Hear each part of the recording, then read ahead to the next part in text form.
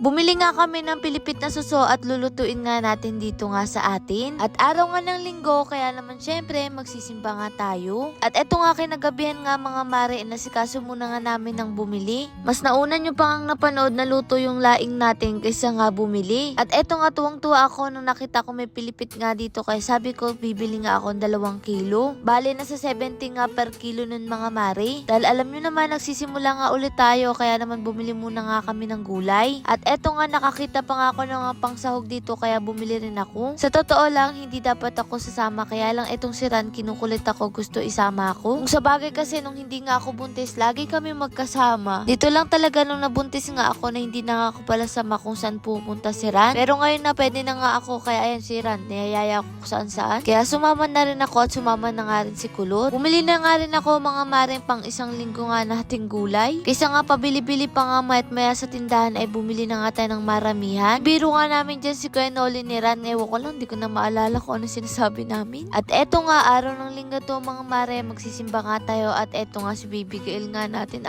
Cute na naman nga. Naglakad na nga lang din ulit kami kasi malapit lang din naman. At eto nga, for the vlog nga tayo dito mga mare. Isa nga sa nakakatuwa kay Gael kapag nga may mga ganito, kahit nagugulat siya, hindi nga siya umiiyak. Nung natapos na nga, tingnan yung mga mare, itsura ni Gael parang nangingilala na nga. Kapag kasi kinukuha siya ng iba, parang natatakot yung mukha niya. Nung natapos nga mga mare, umuwi na nga rin agad kami at nakapagkolong-kolong kami dahil nga sumunod si Kuya Mark para magsimba. At eto nga si Gail mga mare, nakatingin pa nga dito sa hawak ko. Ewan ko ba sa mga baby nga ngayon, basta nakakita ng cellphone, dilat na dilat ang mata. Kala mo alam na nga nila ang pagsa-cellphone. O siya, nagpahinga lang kami saglit, umalis na rin kami para pumunta naman tayo dito sa ating Okoy at Korean Crave. Sumama nga ulit si Bebe, alam niyo naman na sa loob nga lang to lagi ng bahay. Hindi nga siya palalabas, kaya ngayon sumama nga siya. At eto nga mga mare, kapag naghanap kayo ng merenda ay dito na nga kayo sa ating Korean Crave. Tiyak nga na ma-enjoy nyo nga to dahil kayo mismo ang magluluto ng noodles nyo at mamimili nga ng toppings na gusto nyo. At eto nga mga mare, 4 minutes lang ay luto na yan. May mga nakasabay pa nga rin akong customer, kaya salamat Lord. Eto nga si Bebe, nagpatulong na nga rin sa akin. Si Maricon nga pala ang naka-duty ngayon mga mare, kaya ayan, tamang tanong nga lang din kami dito sa gilid kasi nagpaluto rin ako ng togi kasi paborito namin to. Napakasarap kasi naman ito mga mare, tapos isasawsaw mo nga sa suka.